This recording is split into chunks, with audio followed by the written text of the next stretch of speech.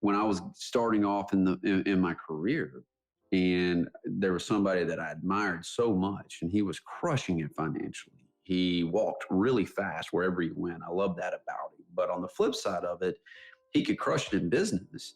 But on the flip side of it, he was on the brink of divorce, battled with cocaine, and could go 0 to 10 like that, right? And lived in really that I remember when mindset that really kills a lot of guys.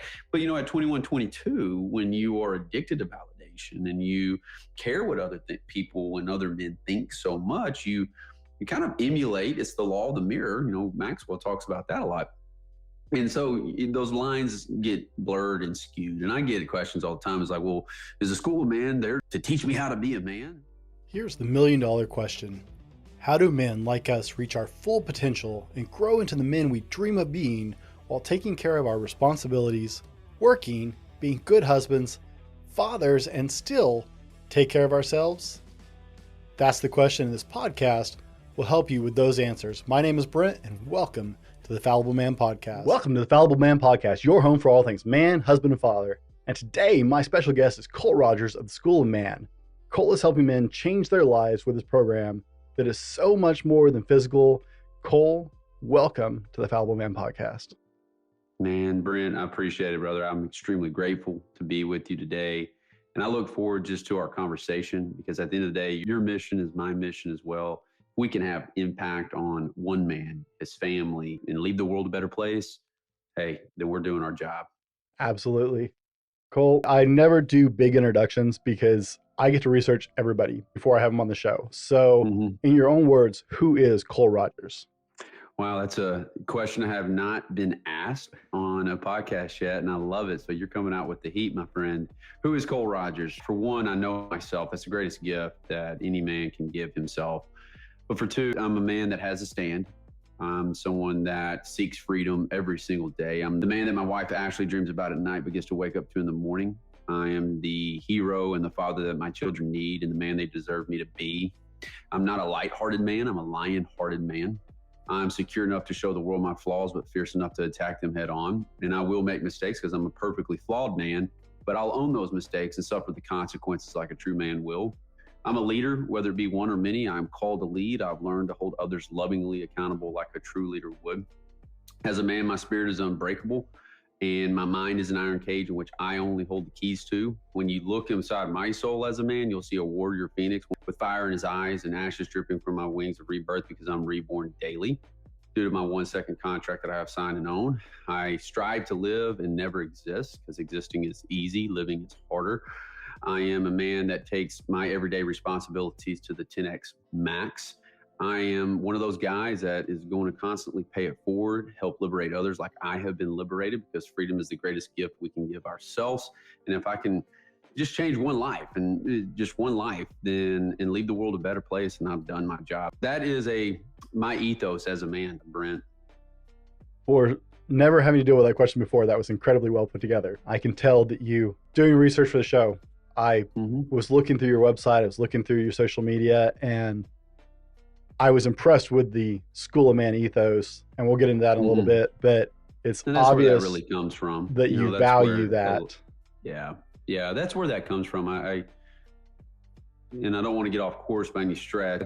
So many men in today's world have no clue what an ethos is, and they think it's a mission statement or no. An ethos is your spirit. It's enthusiasm. It's what courses through your veins. So when someone asks me a question, who is Cole Rodgers, or what do you stand for? I immediately go to the creed in our code and psalm that we created in class 1.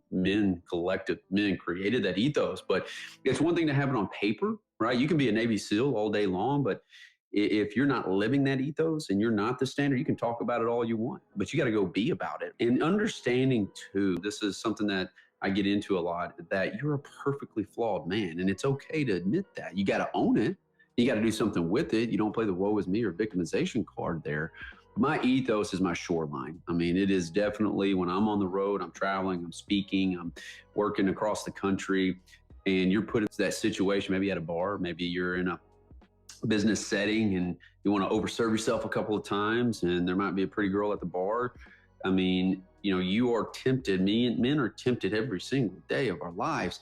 if you don't have a code, you don't have an ethos, you don't have a shoreline, brother, you're going to fall for everything. And it's just going to be just a life cycle of sabotage. Cole, you've written a book about the journey, and guys, I'll have that in all the show notes where you can find it.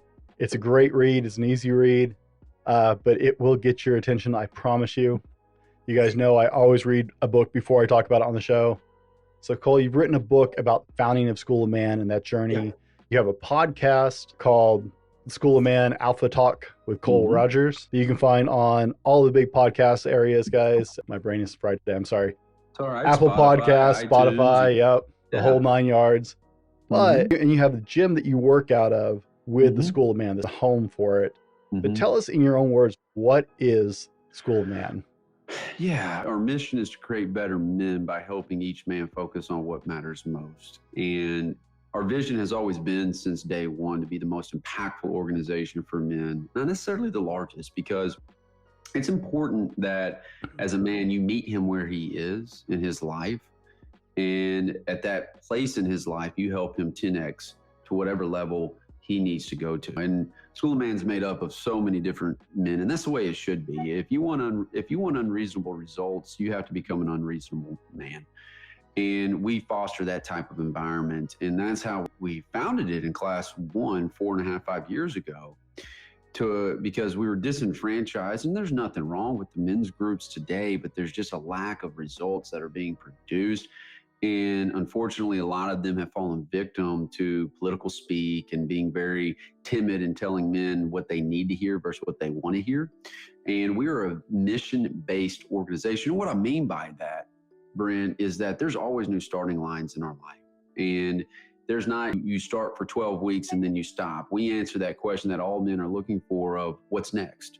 And so in sum, this is our gift to the world, to create not just better men, but homes and families, and that these young men that are coming up get to see exactly what it is to be a real man, right? And I can get on a tangent on that one. And our daughters get to marry a man that we want, we want to be a part of our family, right? And that's where Psalm has really taken hold of hearts and minds and spirits within our family. It's a big family. That's what it is. It started here in Little Rock, but what's incredible about it is that we got men across the country, but we focus on men that are humble, hungry, and smart. Those are 3 key virtues that we look for. It'd be really easy for us to open things up and say, hey, let's get the thousands of folks and push them into a private Facebook group and just do blog after blog, et cetera. And there's a place for that. But guys have already done all that. For ours, we want you to come to our doorstep because you're seeking something. You're looking for more. You're looking to take that life to another level that you didn't even think was even possible. Maybe you've hit a rut or in mediocrity, or maybe you're killing it and you have incredible momentum in your life, but you want to make sure that you are staying on the right path, the righteous path. And that's where Psalm becomes very, very powerful. And your network at the end of the day just starts to build, and your net worth, not just financially, but just in all aspects of your life, expands beyond your wildest dreams, my friend. Now we're actually gonna dive into that. Where you hesitated for a second there. I asked, so you and I have very similar missions in what we're trying to accomplish. So I have to ask all the guys that are in this area. Yeah, this field. One specific question, because so many different answers, right? Sure. Can you quickly define the difference between being a male, masculinity, and being men? One of my favorite shirts that I have says toxic masculinity. That's toxic is crossed out, and it says essential over the top. Are these terms different? Are they synonymous? Are they related? Break it down for us real quick. Yeah, that's a great question. And I do believe that we are in a Renaissance period. I'll be totally candid with you. I think we're on the early end of a Renaissance period of creating the Renaissance man. That's just me personally, right? And, toxic masculinities, labels for one will hurt people, men, women included in that. But for me, the difference between masculinity and being a man, it really goes back to one fundamental key principle with me, is knowing thyself as a man and embracing vulnerability. At the end of the day, that's what saved me and liberated me as a man. I know how to shoot. I know how to jump out of airplanes. I know how to do all the hard stuff that we kind of associate with being that tough and rugged kind of guy. But I'm also one of those guys too that understands how to walk into a room and leave the room better than I found it. I am very in tune with my emotions. I'm a dangerous man in a good way because I understand how to regulate my emotions. And so from a toxicity aspect of it, I don't buy into all that narrative by any stretch of the imagination. And a real man, a masculine man, to me, starts with knowing himself. And on the flip side of that, and you ask that kind of in a two-part way, what's the difference between masculinity and being a man? There's plenty of men out there that are just simply existing, right? And you can see them walking in Starbucks. You can see them walking around your local park, etc. They're not taking care of themselves. They just have this entitled mindset at the end of the day, and the I have arrived, and they feel like they've hit kind of their plateau. And just unfortunately, more men are dying in their 30s and 40s. We just don't bury them until they're in their 80s or 70s. It's just, that's not a man, so from a masculinity perspective, in my book is basically what I said, and I summed it up: a vulnerable, know thyself, always constantly working on thyself, very in tune with his emotions, and understands how to leave people better than when you found them. And he's perfectly flawed at the end of the day. Don't know if that answered your question or not. I know that's a long way to get around to it. That's the thing is putting your thumb, I agree with you entirely that labels just destroy. They really. And so putting your thumb on it, and really, people ask me all the time, well, what's the fallible man about? It's like, that's a really long answer. Mm-hmm. There's not a short, concise, I'm trying to get it down to an elevator pitch, but it's not a really short, concise answer, right? And so it's the same thing when people talk about men versus masculinity versus, it's like, that's not an answer, guys. It's not. I mean, that's a question that I love. I'm a very philosophical kind of guy. Mm-hmm. I get very deep, and so do a lot of the men in Psalm. Very stoicism piece of it.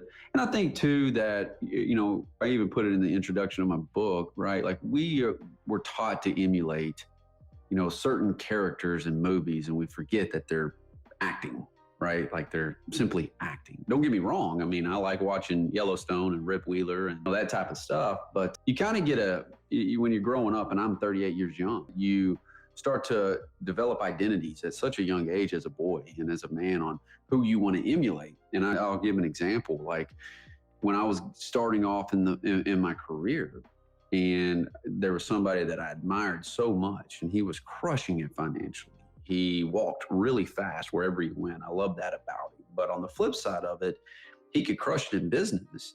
But on the flip side of it, he was on the brink of divorce, battled with cocaine, and could go 0 to 10 like that, right? And lived in really that I remember when mindset that really kills a lot of guys. But at 21, 22, when you are addicted to validation and you care what other people and other men think so much, you kind of emulate. It's the law of the mirror. Maxwell talks about that a lot. And so those lines get blurred and skewed. And I get questions all the time. Is the School of Man there to teach me how to be a man? No, we're there to help you become a better man. Now, we have to define what that looks like. And you got to quit using the shotgun approach and start using a rifle at the end of the day. So I think that question and that answer around a campfire would be an incredible discussion and podcast itself. Yeah, I think I could gather several men and go on that for many hours. Absolutely. Now, here's the really deep question of the show. If you got this one, you're good. I know you try and maintain a mostly healthy diet, but I also know you're a dad. I am. So what's your favorite kind of ice cream? Oh, man, it's vanilla. I'm a easy day kind of guy. Cookies and cream. I will tell you this right now, like my daughter last night, I bring my son home from wrestling, and my son's autistic. So we have to parent him differently, of course, than my older daughter. They're 9 and 8. And anyway, so he comes home from wrestling, and he did really, really well. Like he responded behavioral wise. He did really, really well. And I'm learning all this. He's like, Dad, I want a hot chocolate from Starbucks. All right. So we have big time dietary restrictions in our home, not just for the fact that we have just allergies, but I was like, okay. So I get him a hot chocolate and go home. And of course, sis wanted her like Frappuccino, vanilla bean Frappuccino. Man, I'm a very health conscious diet kind of guy, but I have a sweet tooth. I mean, I'm immediately when I got it from the window, because she was at home. I took a sip and then another sip. And then, like, by the time I get home, she's looking at like, where did all this go? Like, where did it go, Dad? But vanilla, cookies and cream, I like it. You live in Arkansas, right? Mm-hmm. Do y'all make snow ice Southern cream? boy. Yeah, we do. We make homemade ice cream. No, like snow ice cream. Snow ice cream. No. I didn't hear that snow part. No, we don't. Okay. We don't. That was I've something heard of it. I grew up with. And the vanilla bean frappuccinos taste like snow ice cream to me. And so it hits that incredible. deep childhood memory for me. I'm like, nope, just don't buy one. So, Yeah, that's incredible. I saw when you were in Little Rock. My sister's in Springfield, and I used to live in Springfield. So, Oh yeah, I go to Springfield a lot. I do. it's like, oh yeah, I'm familiar with this part of the world. So Yeah, I'm in Springfield a lot. your program is very from Mhm. a lot of, like you said, there are a lot of programs out there. There are a lot of men's movements Mhm. out there. There are. But your program doesn't just stay with a physical or a mental. It's a very unique combination. So tell us a little bit about your program. Yeah, so to your point, there are a lot of programs. I mean, men's groups with churches, of course, you've got high-end men's groups that are out there. And I'll tell you one thing that I am concerned with, and this is just me speaking candidly about it, is that men showing up to a 2 to 3 day camp to get their teeth kicked in, you're not going to learn from that. And I don't necessarily think that's the best formula for long-term success in today's world. That's just me saying that on the front end. We as men grow through the process, and we can't microwave success. We can't Amazon Prime it or anything like that. So how we built SOM was, and this is basically a part of my story, I went to a Navy SEAL Hell Week simulation, and it was a 3-day, just intense, and it was awesome. It changed my trajectory in life for a multitude of reasons that I won't dive into necessarily right now. But with that being said, there was no question what was next. There was no answer to that. So when I was brought to my knees again with my wife a month later, I basically set out on a mission to create an organization that, for myself, I had to create my own new realities. And men are lonely more than they've ever been in today's world. So how our model works is we use the physical aspect, because every man wants fitness in his life. He wants to look good, feel good, operate, and be an athlete, right? Like, I don't care who you are. You look at Tom Brady and you say, hey, that is the type of lifestyle that I would love to have and I can have. But very few men, 1% basically, are the ones that go in and put the work on a consistent basis, right? Because I want to be, when I have grandchildren, if God grants me that opportunity, to be the grandfather that's playing baseball in the front yard, playing football. I don't want to be the granddad that is just sitting in a chair the entire time watching news, Amen. So with that being said, SOM uses fitness and the physical component of part of the mountain to link into the emotional. It's life coaching on steroids, is lack of a better term. So we use the physical aspect of it to get you moving in an appropriate way, because movement elicits movement, and it gives us insight into where you are as a man and what's going on into your life, because a lot of men don't want to really talk about the hard stuff, right? Because we hit the easy button, which creates the hard life. What we are teaching you on the flip side is to go hard so you can create the life you want. And so with that being said, the fitness aspect of it serves in a multitude of ways, because when you look back in the mirror, and you know this, and you love what you see, you love what you physically see, right? And you start pursuing your wife more, and you start being able to chip down at your mile time and get more pull-ups. And you don't have to be a CrossFit god or anything like that, or an obstacle course race king, or you don't even have to adhere to the Goggins principles of running 100 miler or 200 milers. I'm not sure most of us can. Yeah, so there's a time and place for all that. The key is we use it to get inside your soul and get inside your mind and get inside your emotions. And that's how you start rebuilding and or building a better man and upgrading his frequencies. And I'll give you an example without using names. We're a very private group and respect each man's story. But like this morning here at headquarters, we've got a 5-lane pool. And the concept of the pool is not only for recovery and mobility and all those good things that come with it, because most guys will tell us like, yeah, I can swim. They can't swim. And But the key is like immediately their breath gets taken away. And when our breath gets taken away, the fight, flight, freeze mechanisms start kicking in, and the inner narrator starts kicking in, and we start losing momentum. We start freaking out in 3 feet, 4 feet of water and think we're going to drown.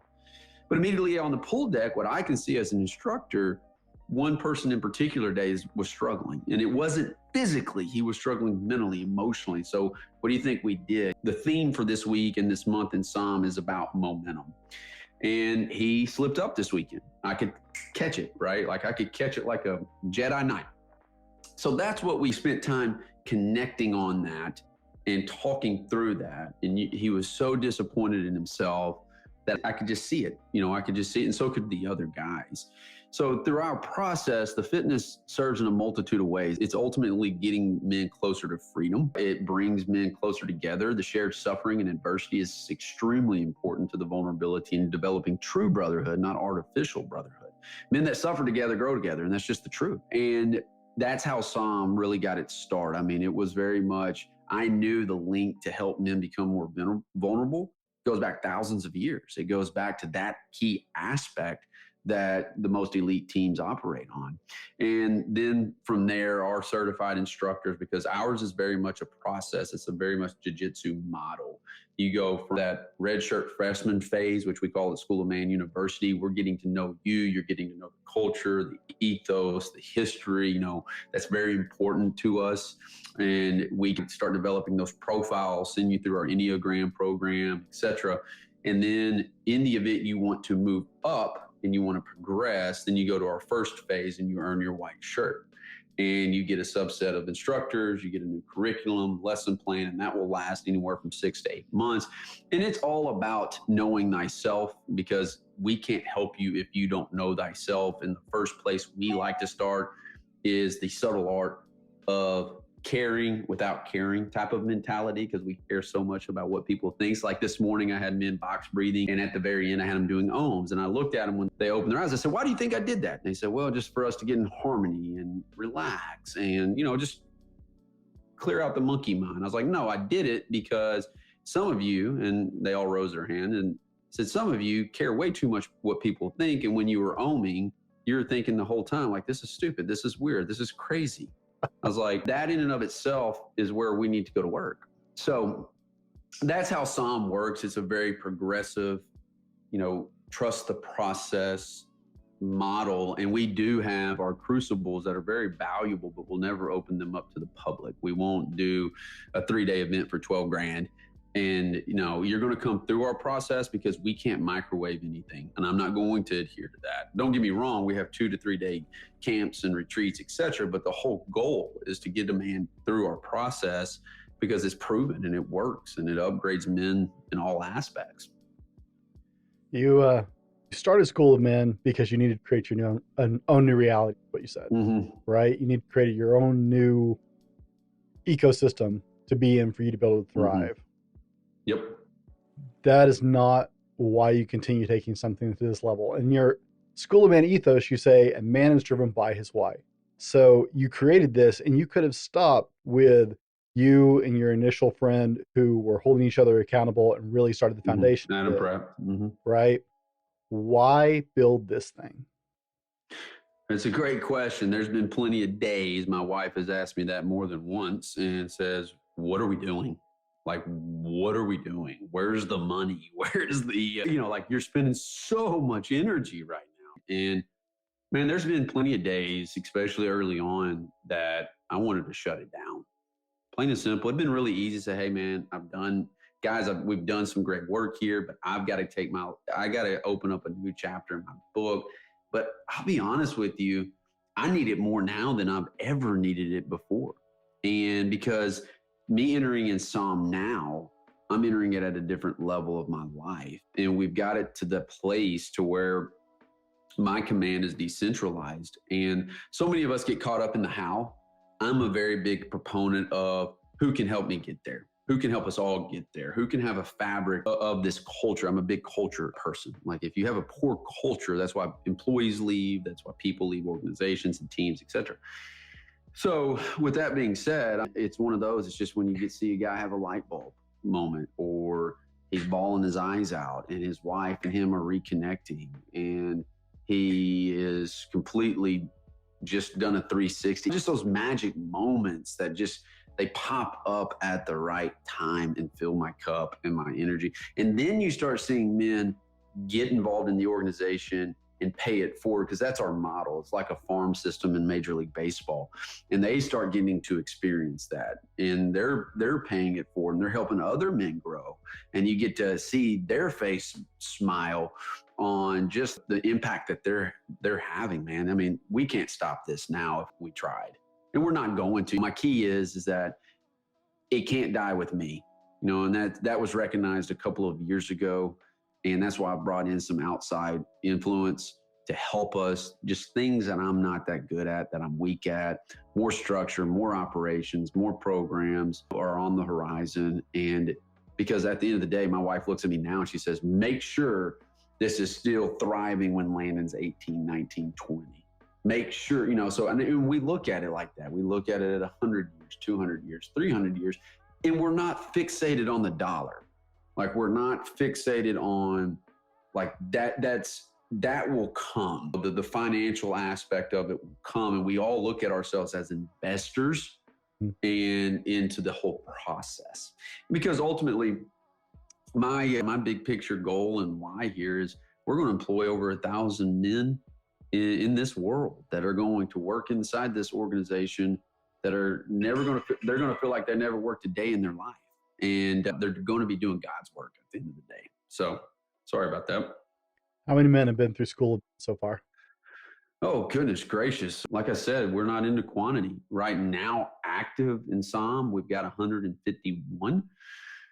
Right now, there has been 40-ish that have earned our Phoenix. That's a 2 to 3 year process. I mean, that's what I'm telling you. Like, we go at it a different way. Now, I could give you some big numbers with email lists and free stuff and all that, but I'm talking about the men that are constantly active, that are just grinding day in and day out just to become a better man and giving back. So our Phoenix is our official insignia that stands for rebirth. It has we have men that have it tattooed on their bodies. That's how powerful this is. We're the product, you know, like, we're not, I mean, School Man doesn't produce an iPhone.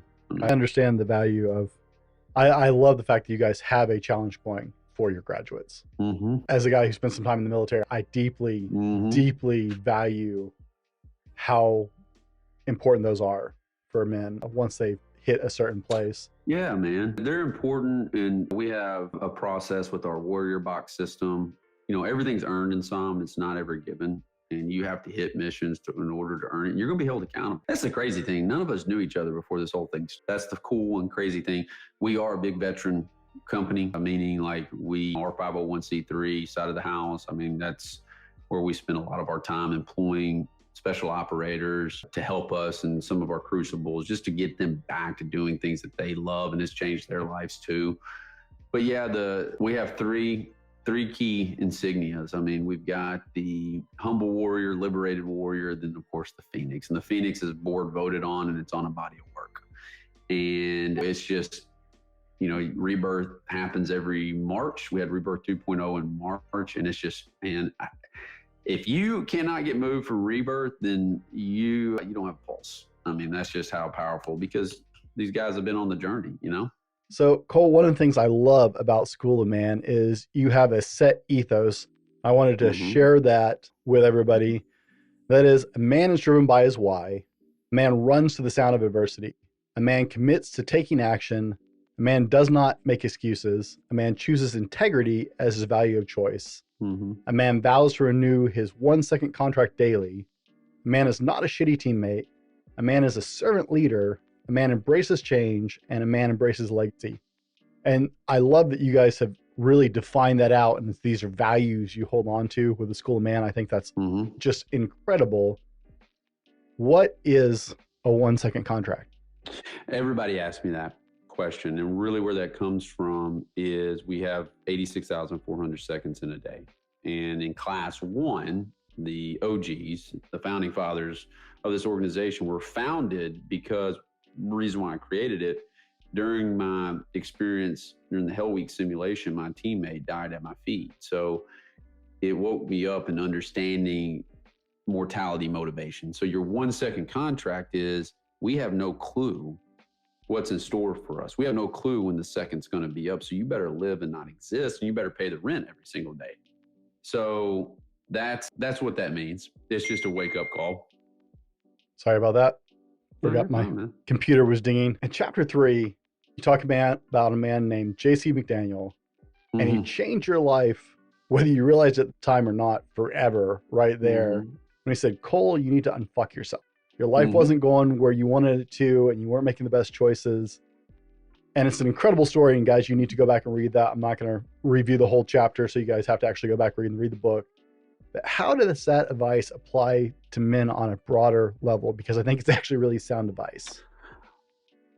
Man, you've got to feed yourself what you need to hear, not what you want to hear. You know, at that time, that was that jolt that broke my jaw, preferably, and finally woke me up, right? And pain's our best teacher at the end of the day. It really is, and it's how you convert it into purpose. I was just fortunate enough that JC was sitting across from me, and he gave me the knife hand, and he was someone that I highly respect. Now, someone that told me that I don't respect, I would just be like, you know, screw you, man.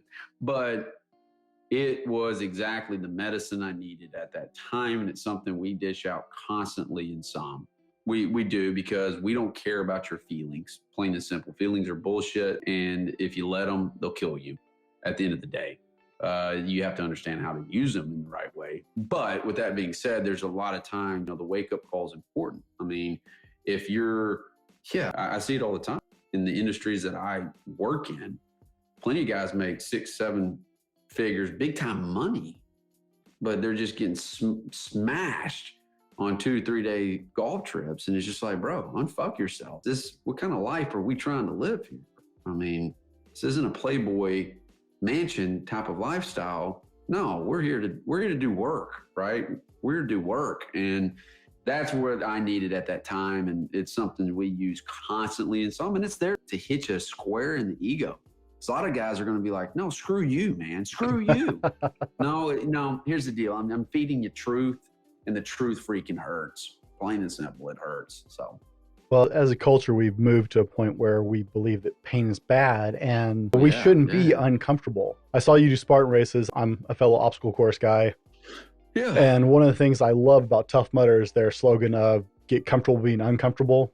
Yeah. Right.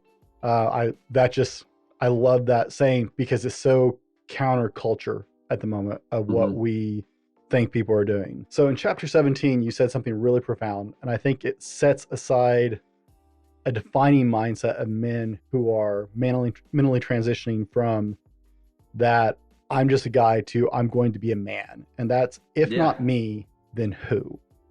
Yeah, if not me, then who? And that comes from the Travis Mannion Foundation. And I wear that bracelet on the entire time. And Knock at the Door is a great book written by his sister.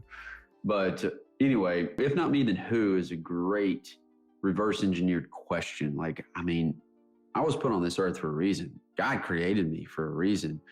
If bullets are flying at me, proverbial bullets, adversity, whatever, or I was given the opportunity and the pressure to step up and just present maybe in public or do something that pulls me so far outside of that zone. If not me, then who, man? If I don't take risk and I don't take chances on myself, if I don't actually lean into that, life's just going to pass me on by. And that's, to me, where a lot of men have to raise their hand and say, if not me, then who? I might not know all the answers, and I'm okay with that, but I guarantee you someone does, and I guarantee you they're willing to help me get to where I need to go and want to go, and I'll do the same thing for other people. Cole, there are a lot of men who are just jammed up right. They're not in a place necessarily mentally or physically to maybe join up with School of Man, although you have a distinct program. You've said that the screening process is very exclusive because it is so intense and so deep. So where does the average man start? Yeah, so the average man, where he would start is within our Battle Guide series. And you can go to schoolofman.live, and that's where I created that 4.5 years ago, because we use a shotgun approach in life. The Battle Guide series, for one, I needed to create something for my men to get them to look at journaling as a necessity and not woo-woo hippie. So I created the battle guide to create momentum in men's life, but we teach you how to use our rifle approach, which stands for relevancy, illustrate your life, friction, leadership, and execution. That's what the rifle stands for versus shotgun approach. That's the easiest place to get started. This week we're launched School of Money, the 10 money mindset principles of the super wealthy. And that's another place. So we're always offering, just different programs to meet men where they are, including their wives too, through our sisterhood and strength and sisterhood style of program. Coming up in May, Fuel, that's our nutrition, recovery, fitness program, help you become like Wolverine. So just go to schoolman.live, and that's where you're going to be able to get things rolling. Cole, I'll have all the links for everything in the description in the show notes of this, obviously. What's next for Cole Rodgers? What's next for me? I've been on the warpath. For me personally, I've got a 24-hour world record to go break, and I'm going to be doing that in the first weekend of November. So 24 hours of most Murphs. And it's a very personal deal with me. So it's Murph, he helped transform my life. And the ethos there is make the call, for those that know Michael Murphy and the story behind Michael Murphy. But I've been training for it for 18, 20 months now. And a Murph is 1 mile run, 100 pull-ups, 200 push-ups, 300 air squats, a mile run with a 20-pound vest. I've got 20 rounds of that. If not me, then who? And the message is men live, do not exist. So I'm on the warpath, and as we continue to expand and grow SOM, that's my mission, my life's calling. So there's always another mission, another goal, another mountain, and I want to pull people along that want to come on for the ride. Guys, we've been talking with Cole Rodgers of School of Man. Be sure go check out all his stuff. All the links are in the description. And as always, be better tomorrow because what you do today, and we'll see you on the next one. This has been the Fallible Man Podcast, your home for everything man, husband, and father. Be sure to subscribe so you don't miss a show. Head over to www.thefallibleman.com for more content and get your own Fallible Man gear.